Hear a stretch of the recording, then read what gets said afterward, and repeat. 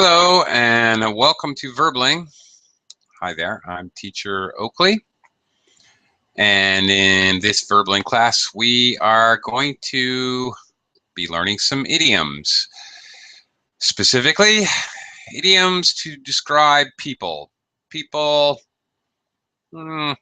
Personality types maybe. Types of people. We will be doing that through a mix of exercises and discussion. As we proceed through the class, I will attempt to the best of my ability to bring up any other related idioms or other idioms with similar meanings or even cultural connotations of some of the words involved in the idioms, things of that nature. Hey, I would also appreciate students in the class mentioning any idioms from your native languages, which may be similar in construction or even completely different, but used for the same purpose. As well, I will attempt to explain when these idioms are used. Some of them are used very situationally, as in a person will only refer to themselves with a certain idiom, or a person may only talk third person about other people with another idiom, or maybe another idiom is only used really in business. Things like that. I'll try to clarify as I go along. So if you have any questions regarding those types of things, feel free. In any case, hello, Salvatore. How are you? Hello, good morning. Hello, Oakley. Good morning. I'm fine. How about you? I'm okay. Nice All to right. see you again, teacher. Oh, great. Nice to see you, as always. Welcome to the class. Okay. Thank you. All right. Ali has joined us. Hello, Ali.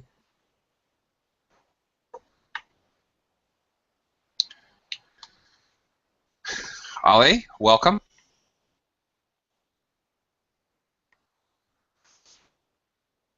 Ali, just say hello when you can. Hello. Oh, there we go. Hi. Welcome back. Welcome. Yes. How are you? How's it going? It's going okay. How's everything? How's everything? Everything. Yes. Yeah. Long time. I stopped to enter this school. I have family reason. Okay. All right. Well, it's good to have you back. Okay. Long time no see, you could say. Yeah. Hey, long time no see. Yeah. My mother, she's was sick in hospital, and she's taking 1 month in the hospital. Okay. All right. Yeah, I hope that she has recovered. Yeah, alhamdulillah. So she is okay now, feeling That's normal, great. back to normal. Yes. It's good news. Okay. Wow, that's great. Okay. Well, it's nice to have you back in class. Hello, Nader. Hi. Got your message. Hello. Hello. Hello. Hello. Hi. Hi. Hi. Welcome to class. And hello, Heidi. Hi, Heidi. Hello. Nice to see you. Hello. Okay, guys. Hey, teacher, excuse me. Sure, Salvatore. Can I ask a question? Please. Do you celebrate St. Patrick in Philippines? Sadly, no. Sadly, no. Yes. Okay. Salvatore brings up a point. Today is St. Patrick's Day in some places. It's widely celebrated in the United States, for example. Not at all. Nobody would know what I was talking about here in the Philippines. Salvatore, how about in Italy? Yes, we celebrate Really? St. Patrick. Really, yes. Okay. In Cool. in some bars and pub people celebrate St. Patrick. A little St. Patrick. Okay. Do people drink green beer? Guinness and beer Yeah. from Ireland. Yes. Sure. Okay. All right. They drink Irish beverages, Irish whiskey, and Irish beers. Yeah, in American pubs, they actually put dye into the beer. So when you have a beer, it's green color, bright green color. Okay. Yeah, crazy. Even crazier when you go to the bathroom later, Salvatore. Oh my God. Okay. No, we do not celebrate it here. Unfortunately, in the United States, St. Patrick's Day was one of my favorite holidays. I would generally take the day off from work, and I would go celebrate in the morning, and then I would hide in my house at night because too many maniacs out on the streets by the evening. But anyway, I enjoyed it. Okay. It's a very fun day. When I lived in the mountains, it's great because it's springtime. You can go skiing in the mountains, play some basketball down in town with your shorts and t-shirt later in the day. I love this time of year. It's a perfect time of year for me. And drink some green beer after you go have your fun. It's great. Okay. We have also been joined by another student. I'm sorry, what is your name? Is it Alexandra? Sasha? Yes, it's Sasha. Hello. Okay. Okay. Okay, Sasha. Great. Hello. Welcome to the class. Okay, let's get started. I'm going to begin by looking at some literal meanings, because some of the words that are keywords in the idioms themselves are a little strange. Well, maybe not. You can be the judge, but okay. We're going to start looking at some literal meanings of some of the keywords, and then we'll jump to the idioms. So first things first. Here we go. Okay. Fill in. Go ahead and read the sentence. Fill in the blank with the word in bold italics up above here. So Salvatore, can you go ahead? Get us started with number 1, please. Okay. Nowadays, nearly everyone uses a duvet on their bed, but some people still prefer sheets and a one moment. Blanket. People still prefer sheets. Maybe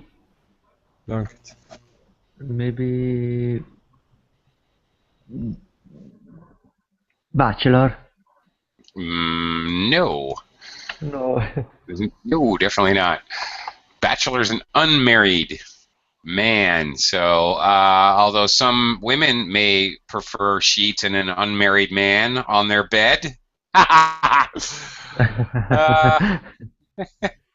and in general, blanket. Yeah, I think probably safer answer there. Okay. Duvet. Nobody uses this word in America, by the way. Duvet.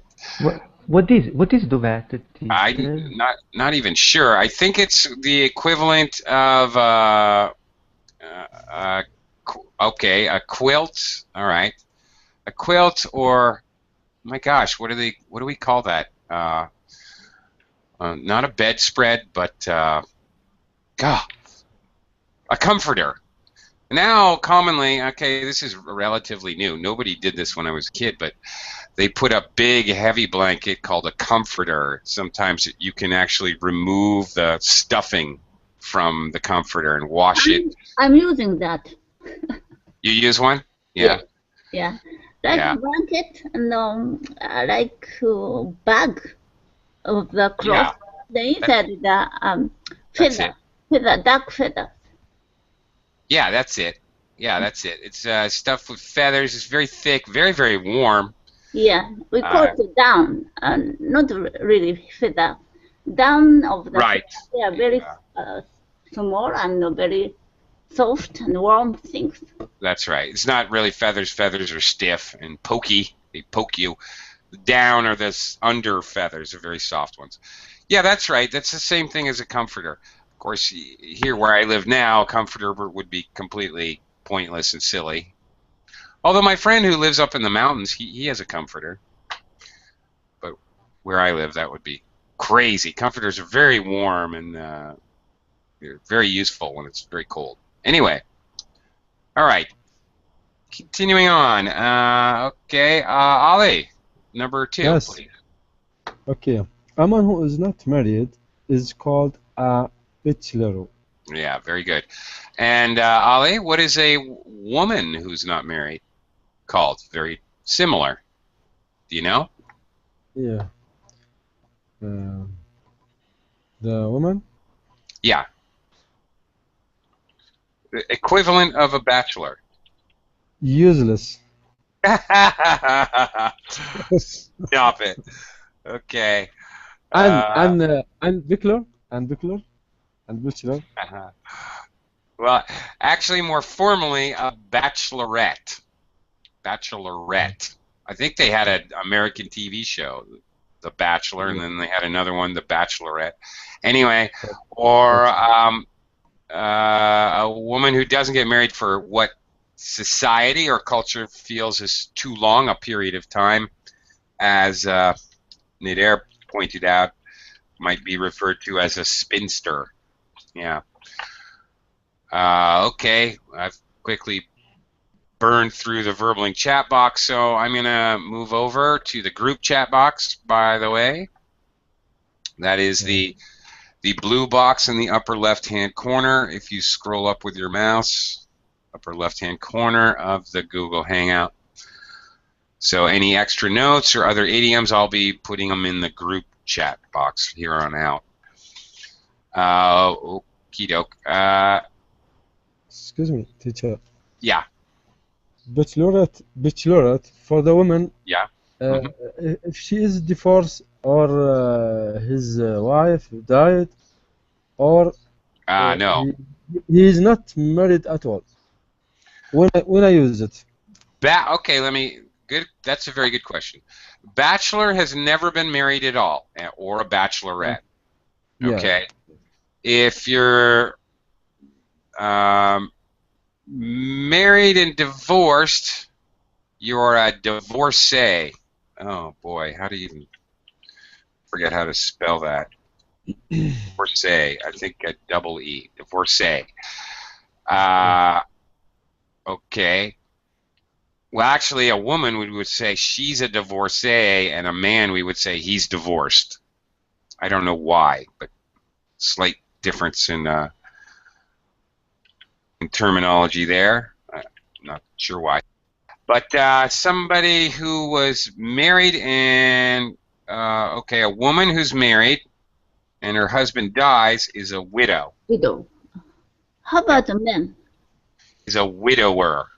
A widower. Yes, a widower. An old widower. Uh-huh. Yeah, many people don't know that word. Actually, native speakers sometimes don't know that word. Okay, all right. Good questions. All right, we're learning vocabulary. That's great. Nader, a blank is an amount of something. Okay, that's straightforward, I guess. Nader, a blank, a quantity. That's correct. Very good. A handful. Well, a handful, a pinch. Okay, well, there's lots of idiomatic, metaphorical meanings there. Lots of different words for amount, but okay.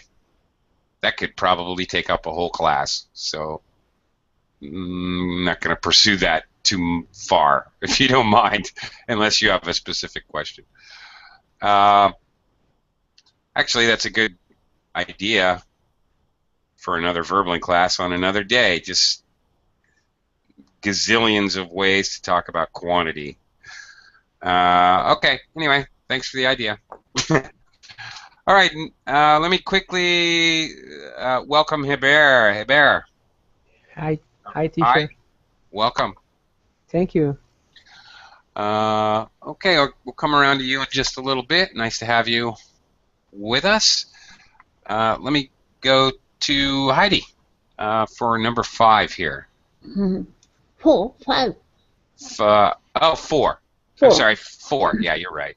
Sorry, got ahead of myself. If you think something is true, but you are not sure, you need to confirm it. Yeah, okay. To confirm something. That's right. Very good. Okay. All right, you confirm information, you double check it. All right. It's a verb. Okay, great. Sasha, how about number 5? Okay. Coach is like a bus, except there are usually more comfortable and used for longer journeys. Very good. Of course, Sasha, a long time ago, we also used the word coach for kind of a wagon, enclosed wagon that was covered, that was completely covered and pulled by horses. Right. Could also be a coach or a stagecoach. Sasha, have you ever taken a trip by coach or a coach trip? No, I did not have such experience. Okay. All right. They, where I currently live in the Philippines, this is a very normal way to travel and get around. Actually, they're buses, but they're very comfortable. They have reclining seats. They play movies on the bus, controllable air conditioning, drop-down trays for your food if you want to eat. And it's like a plane, actually. It's interesting. Okay. Yes. Okay. Okay. Continuing. Eber. Okay. Number 6, please. Number 6. Okay. A cannon is a kind of large gun. Sure. Kaboom. Cannon, of course, widely used for those monstrously huge things, shooting giant balls of metal. Yeah. But still used, for example, for the giant guns on a ship, or collectively known as cannon. Okay, Salvatore, number 7. The spiritual part of a person is sometimes called the soul. Indeed. All right. Okay. The soul. Not to be confused, Salvatore, with soul the fish. Yum. Soul is a What's that, Salvatore? Broke up a little there. Uh-oh. I think we've... fish. Soul. Sole is a kind of fish. S-O-L-E. Teacher. Yeah. Okay. Yeah. It's a white, flaky fish. It's delicious. Dover sole is a famous fish from, of course, Dover in England. Anyway, it's an Atlantic fish. It's very delicious. Can be very expensive. Anyway, okay. Last one, number 8. Ali. Teacher, you skipped Marx maybe, because it started Salvatore. Oh, Max! Oh, I didn't even see Max. Yeah. Hi, Max. Thank you, Heidi. Hi, Max. When did you even come in here? I didn't even see you. Thank you, Heidi. Hello, everyone. When did you get here? I'm sorry. Totally missed you. I'm not sure, maybe. Snuck in the middle of the group. Sorry about that. Nothing personal. Okay. Anyway, People sneak in the middle. I don't see them. Must have been distracted. Anyway, Max, would you like to take care of number 8 for me? Thank you, no problem. I think Jekyll and Hyde. I'm not sure about pronunciation of this word. Jekyll and Are two- Hyde. I'm sorry, Hyde. Jekyll and Hyde, okay, are two sides of the same person in the novel by Robert Louis Stevenson. Okay. Very good. Yes, they are. Famous novel. Do you ever read that novel, Max? No, actually, You ever no. see the movie version? Which there's been, I don't know, maybe half a dozen No, at least. I think I've never heard about this. Really? Okay. Jekyll and Hyde. Yeah, maybe. Jekyll and Hyde. Okay. All right. I can never remember which is the evil one and which is the doctor. Hyde. Do you remember? Yeah, Hyde is the bad guy. Heidi? Heidi is the bad guy, Heidi? Yeah. Jekyll is a good person. He is the Okay, scientist. Dr. Jekyll. All right. Dr. Jekyll and Mr. Hyde. Yeah, now I think about it, I can remember. Right. Basically outlines schizophrenia. He's taking medicine for, I don't remember what reason, but it brings out his animal side of his nature. He becomes a bad person. Okay, anyway. All right, here we go. We've got 8 descriptions of people, different idiomatic ways that we describe people. We're going to read sentences to try to put these ideas into a context so we can figure out what kinds of people these are.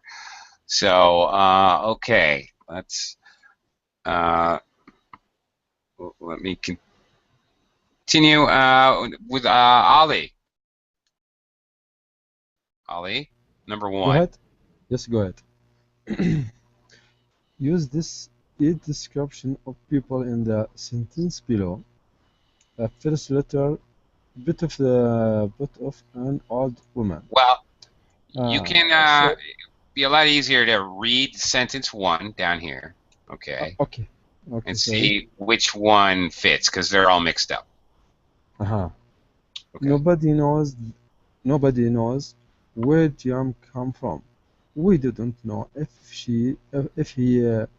he's got children. He's a bit of.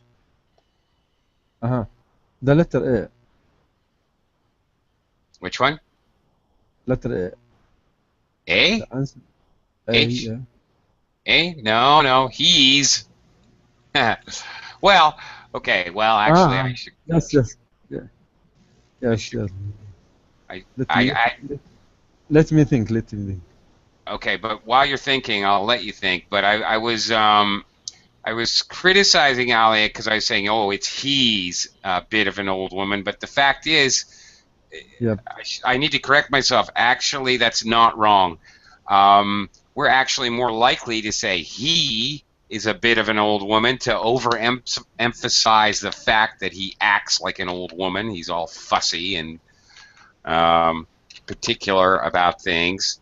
Actually, that would be very common to actually see what appears to be the wrong pronoun, the masculine pronoun. He's kind of an old woman. He's a bit of an old woman. All right. Okay. Anyway. Maybe I don't know. They're not in exams. Well, I don't know. Okay, Ollie, do you have a second guess? We don't know anything about Jim. He's a mystery. He's a bit of a what? By the way, I could say he's a mystery. Would actually be another way to say it.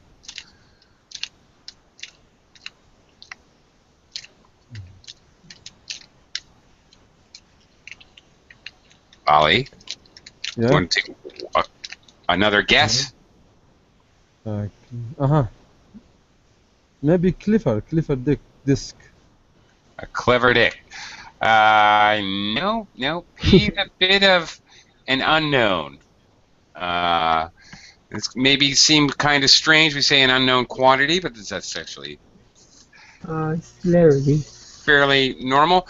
You might hear he's a bit of an unknown, just that, without the word quantity. That would also be common. Or Yes, he's a yes. bit of a mystery. He's a bit of an unknown. Any of those would be common ways to actually say the same thing there. Okay. Before we continue, let me quickly welcome Ibeck. Hey, Ibeck. Welcome to the class. Hello, are you connected? Okay. Ibeck, just give me a shout out. Are you there, Ibeck? Yes.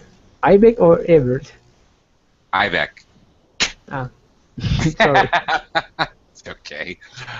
All right, I don't think he's connected properly. Ibeck, I'll come back to you. Midair. Number 2, don't tell Liz anything about yourself or your business. She's a what? She's a nosy Parker. Very British. I don't think you would ever hear an American say she's a nosy Parker. An American would simply say she's nosy. Yeah. Or maybe she's always got her nose in everyone else's business. Okay, that would be a common way to say it. Or she's got a big nose. Yeah. Would be another way She commonly. got a large tongue. Okay. Well, Peter, we need to use E, nosy. well, that's interesting as well, actually. Because I never do, Heidi. Yeah, I think so. When I spell it, I don't know, actually. I don't know if that's another American British thing or what. Because when I spell it, when I've ever had instance to spell it, I don't use the E. I think it has basically 2 spellings, weirdly enough. Yeah, that's a good question. I don't know. English is crazy. Anyway, I think you're allowed, if I can say, I think you're allowed to say it either way. Okay, so a nosy person wants to know what everybody else is doing. What are the neighbors doing? Oh, who's that boy at the neighbor's house? Oh, they need to know everybody else's business. Right. Yeah. And not only that, they like to tell everybody else all about everything they know. Okay. Yeah, it's a person that who like. In my country, it's a person that who likes to know everything about the other people, everything about the world. Generally speaking, it means they're probably a gossip as well. They like to gossip about everything they know. Yeah, right. Okay, let's continue. Heidi, number 4. 3. God, I keep doing that. 3. Sorry. I don't think Pete will ever get married. He's 45 and very independent. He's confirmed bachelor. Yes, and this collocation is very common. To strengthen the idea, you think he's a bachelor and he will be a bachelor forever. That's to show your belief that this person will never get married. Right. A confirmed bachelor. The speaker would be sure that he will never be getting married. Absolutely. Heidi, are there many confirmed bachelors running around in Japan? Yeah, nowadays. Is there? Really? Yeah.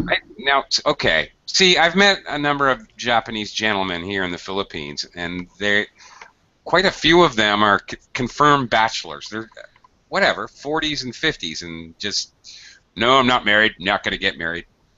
Before, women are very quiet. Now that they are too stronger than before. Men are afraid of that. Oh, it's okay. I see. All right. Relatively rare I don't know. Rare in American culture, but becoming less rare, maybe. I don't know. Okay. Anyway, let's continue with number 4. Sasha. You try number Okay. 4. My wife's the worst. She sits there saying, "Slow down! Don't you know what speed you're doing? Mind that car." She's a classic backseat driver. Oh yeah, absolutely.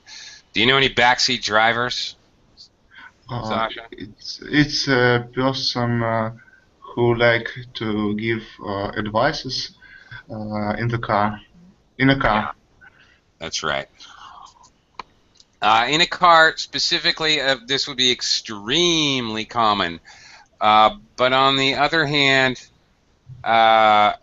you may occasionally hear this idiom used for some other situation where, I don't know, maybe somebody's working a jackhammer, breaking the cement on the street, and another guy is standing next to him going, "You need to move left, press down harder, pull up on the handle, don't push the clutch so hard." Okay, you might say, "Do you really need to be such a backseat driver?" Okay, you may use it for that very similar concept, but a different activity. Where one person's doing all the work and the other person's not, but they're criticizing everything. Excuse me, one question. Yes? Backseat driver. It's Yes. slang language? It's an idiom. Slang, well, I don't know. Idioms fall into a weird no man's land. Some of them are really slangy, but some of them can be quite formal. And a lot of them are somewhere in the middle. So you will see idioms used in formal journalism, for example, quite commonly. Yeah. So, kind of difficult to say. I wouldn't consider this as slang, though. It's a very normal kind of statement, actually. This Yeah. excuse me, it's special for the old person, or can I use it for someone who is big mouth like that? Someone who's criticizing or instructing, although they're doing nothing. I mean, this would be super common for driving. I mean, obviously that's where it originated. But you may also hear it in another situation where somebody's doing all the work, another person is standing and watching and criticizing everything they do. Okay? Especially if it involves mechanical things, it would be even more common. Using tools or levers and buttons. Like driving takes a certain amount of, you know, you're using machinery, controlling machinery. So it's more common in that sort of situation. Okay, you know what? All right. I have to make a comment here. Max put a comment about a spigot for every barrel. And Nader asked him what it was. It's the same as somebody who's nosy, but in Russian, a nosy Parker in Russian. Max, I wasn't going to say anything about that because I thought you wrote a spigot for every barrel in terms of, in reference to a confirmed bachelor. And I thought it meant something completely different. You can guess what I mean. Gonna put your spigot in every hole you can find. Okay, that's all I'm saying. Okay, I thought it meant something completely different. Okay, wasn't going to touch that. Yeah, I'm a little crude-minded. You're right. Dirty-minded. Okay. And we're all grown-ups here. Okay, let's move on. Number 5. Hey, Bear. Yes. It's your turn, isn't it? Okay, perfect. My turn. James is always worrying about his health, keeping warm what they eat. He's terrified of vulgarity.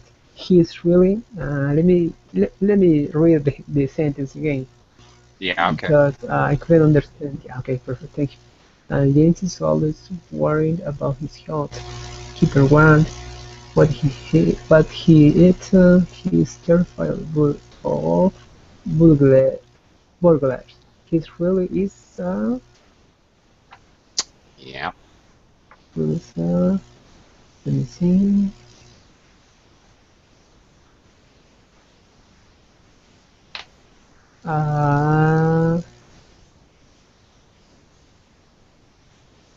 I beat the letter 8.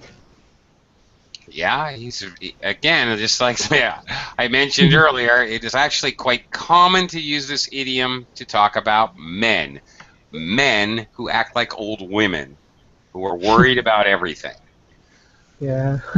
who act like frail old women. Yeah, don't be such an old woman. You might hear it like that too, as a critique. Why are you such an old woman? What's wrong with you? Or don't be such an old woman. But when you are older, you worry about your health. Maybe could be that. Yeah, well, yeah, but you see this litany or long list of things he worries about. That's kind of the idea. Somebody who Yeah, worries about many things. Yeah. Right. Okay. Anyway. Right. That's the idea. So, yeah. Okay. Max, number 6. Richard thinks he knows it all. He's really a smart dick. A clever dick. A smart dick, you could hear it that way. A clever dick. In Russian it's the same, but I'm not sure why. Really? Yeah, it's like... Yeah. For Americans, that as a duck, let's say. We would never say this. This would, in fact, this would be a completely different thing. This would either you would not be understood, or people would think you're using a different insult. In America, what Nader said would be true. He's a real know-it-all. He's such a know-it-all. Oh, you're such a know-it-all. Everything you say, everything anybody says, you know all the answers. He's a know-it-all. As a noun, a know-it-all. We would use the whole thing hyphenated, know-it-all, for Americans. Somebody who just there's somebody who's a know-it-all. There is never anything he doesn't know the answer to. I mean, really, never. If there is, he'll make up something. I'm sure we've all met this person before. Anyway, it could be very annoying. It can be charming at first until you realize they never will admit they're wrong, or never admit that they don't know something. Very annoying if this person connected this person who is a backseat driver and... Oh God, yes. Know it all in one person. Exactly. Right. A horrifying combination of personalities. Exactly. You're exactly correct. Okay. Ibeck, are you there? Ibeck? Yes, do you with me? Yes. I got a nice long sentence here for you. Number 7. Remember David Brown, who was so good at sports when he were at school? When I saw him the other day in the center of town, looking terrible, he had obviously been drinking and was sitting around with a crowd of...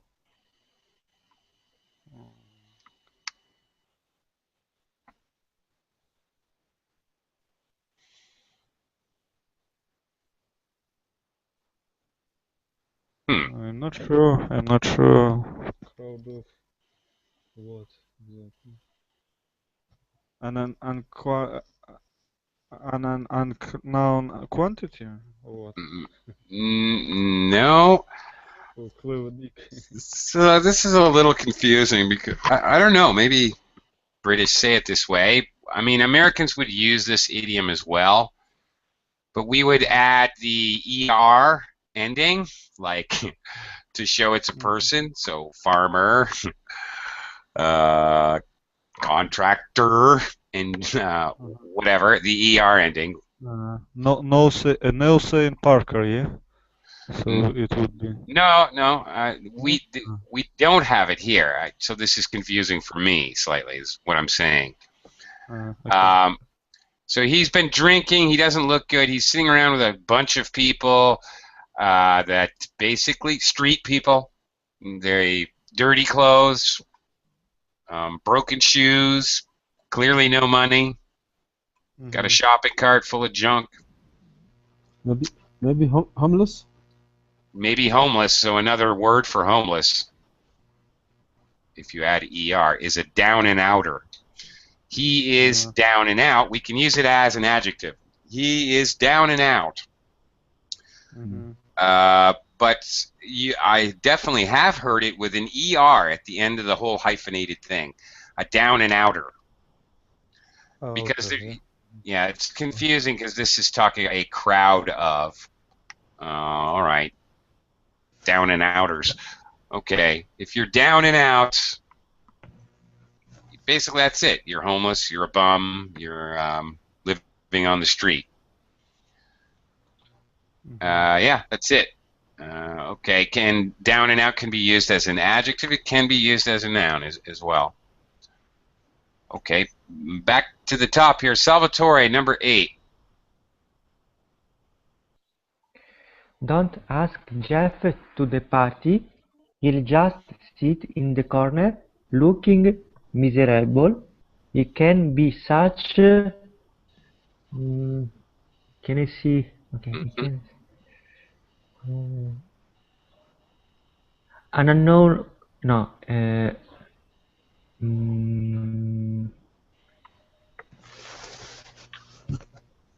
A down and out. Nope. Okay. No. All right. This idiom is being used in a very, very specific way that it's actually a very good example. Often about somebody at a party, or somebody who, anytime somebody starts planning something fun, a vacation, a trip to the amusement park, let's go swimming. If you say, let's go swimming, he'll say, someone will probably drown.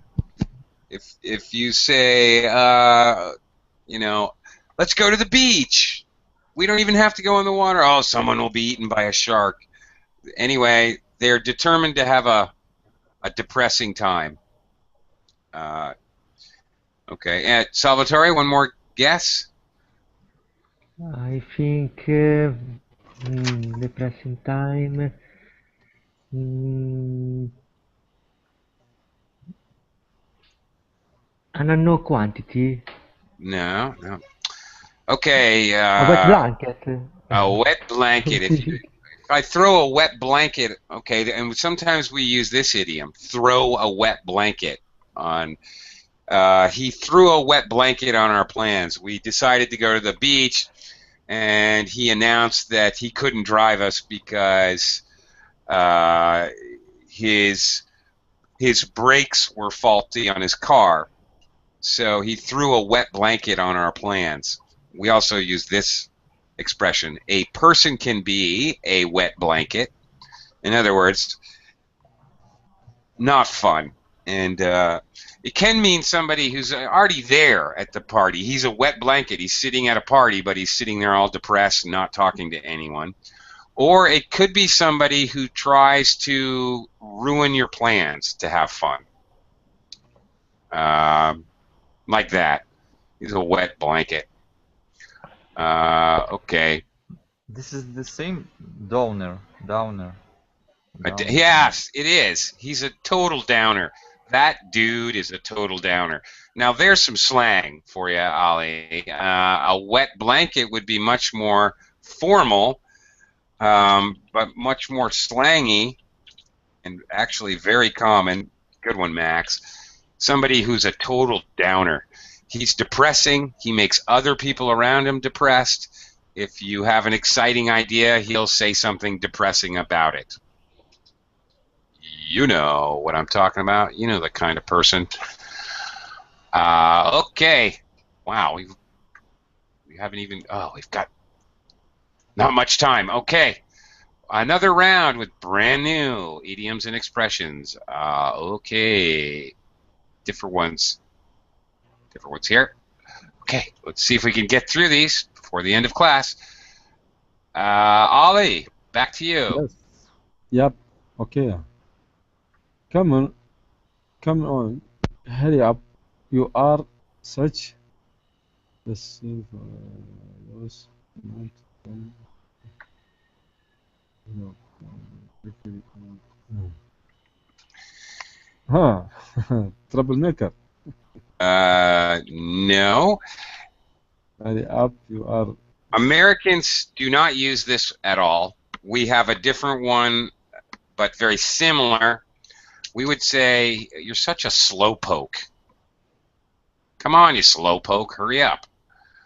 No. Yeah. Slow Yeah. Slow coach. Slow coach. Slow coach. Yeah, that's it. Somebody who, okay, another idiomatic expression. Somebody who drags their feet. Slow. Stop dragging your feet. Hurry up. Yeah. Okay. Slow coach. That person would be a slowpoke or a slow coach. Okay. All right. Number 2, Nidair. I don't know how you can share a car with Simon every morning. All he talks about is motorbikes. I find him a real... What? I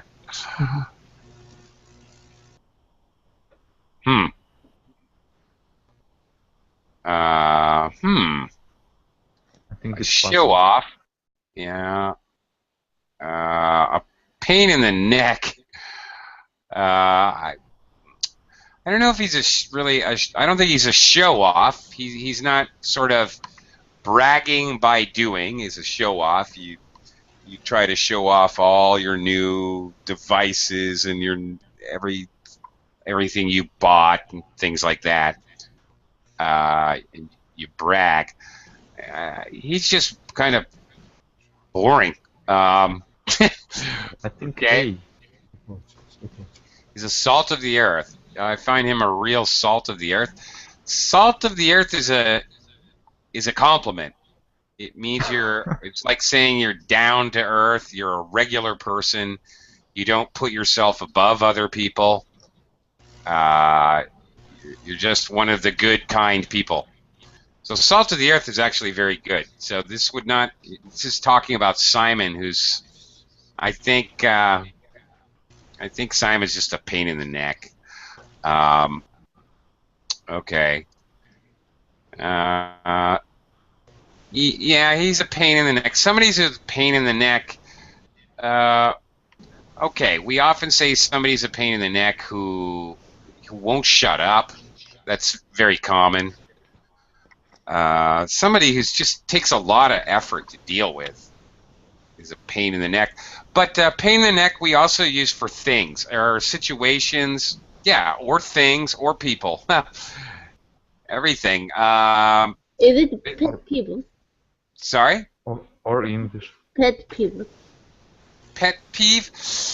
It could be used for that, but not in any way limited to that. I could tell my wife, when you don't put away the food after you make a sandwich, it's a pet peeve of mine. It's a real pain in the neck because then I have to put all the food away.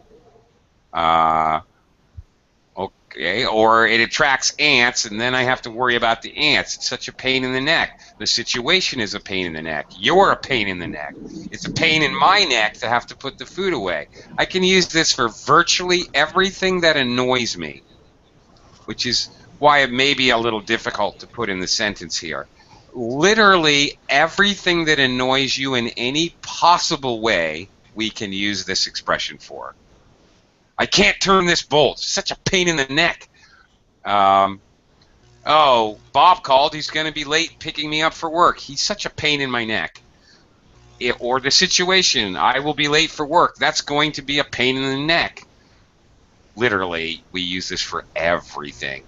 I really can't think of a situation that's negative you can't use it for. All right, so it's very general. Heidi, how about number 3? Don't have anything to do with Alan. He's just a loose cannon. Probably. Or it could be, I don't know, maybe not. It could be a loose cannon. I mean, that fits, and it's definitely loose cannon is negative.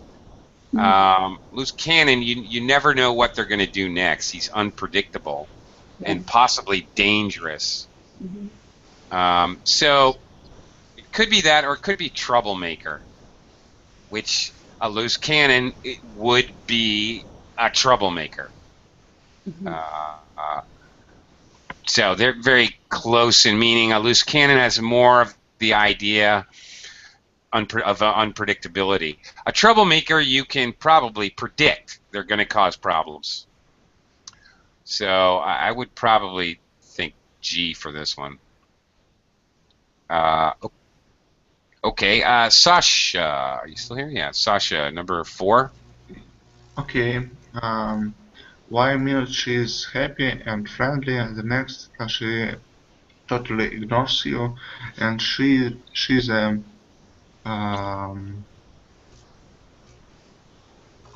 loose cannon, if you ask me. Okay, but wait a minute. Yeah, all right, she's unpredictable.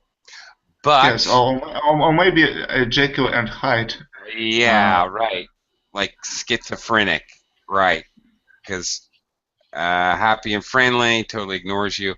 Maybe a Jekyll. Maybe you're right. It could be either one, but when we're specifically talking about a personality change, okay, I think this whole concept of Jekyll and Hyde has strong connotations of personality change, moodiness.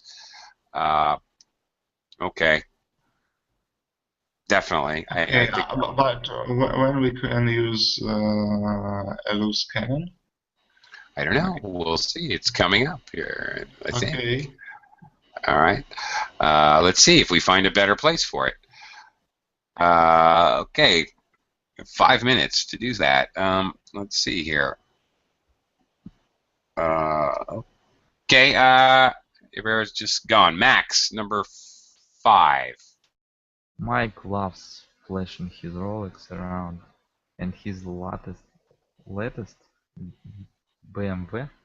I'm not sure how. BMW. He's a show. He's a show off. All right. He brags. Somebody who brags is always self-aggrandizing, saying great things about themselves. Someone who shows, oh, look at my new watch. Look at my new car. Okay, he's a show-off. Or a show-off is also somebody who does actions. Watch me, I can jump over. Like when you're young and you're a kid, a show-off will do whatever, stunts and tricks, athletic, feats of athletic ability. Watch, I can do a backflip. So he shows off. Little kids like to show off. They learn something new and they show off to their parents or to their family. Yeah. Kids show off, but that's natural. When grown-ups do it, when adults do it, it's a little more annoying, of course. Okay.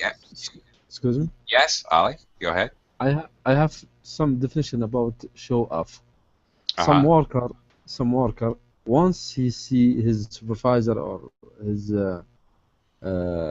supervisor, he make show off.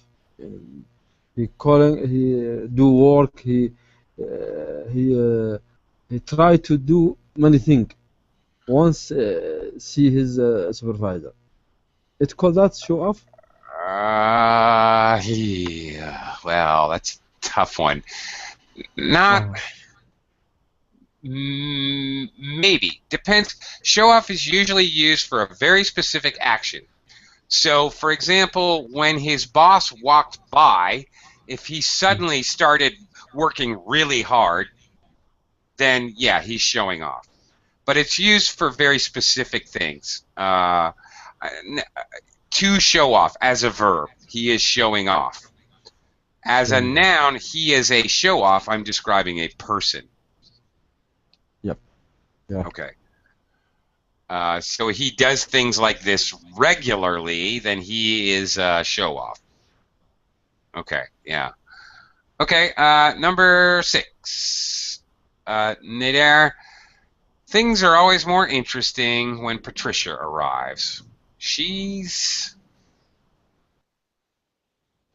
or I could say more fun. She's the life and She's the life and soul of the party. She's a lot of fun. That's what that means. We often omit and soul. It's more, for an American at least, it's more common to say she's the life of the party. She's exciting. She tells jokes. She has ideas about fun activities. Just a lot of fun. Somebody who's very entertaining to be around. Never a dull moment with Patricia, we could say. Oh yeah, hanging out with Patricia. Never a dull moment. Okay. Okay. Next one here.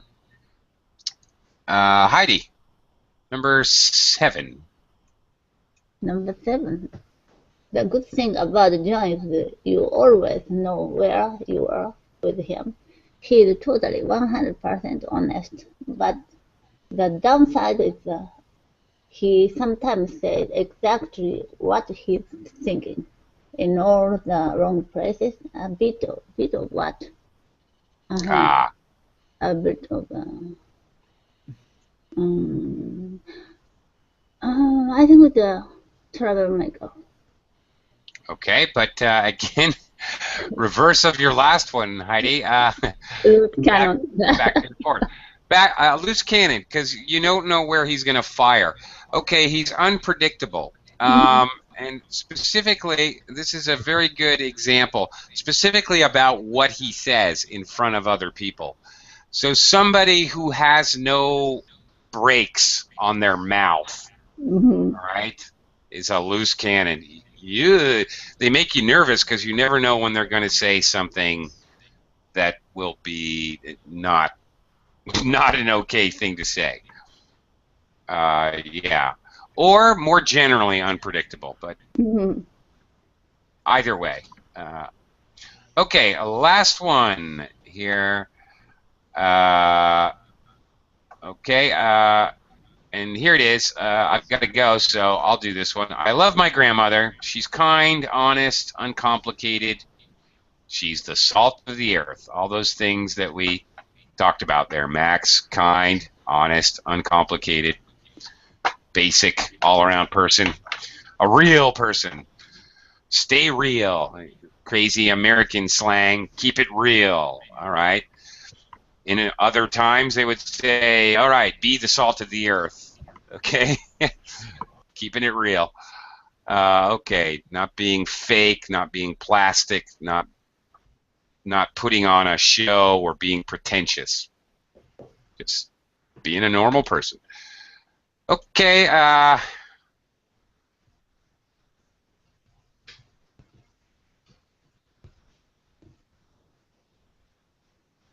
one. Thank you very much, everyone. See you next time.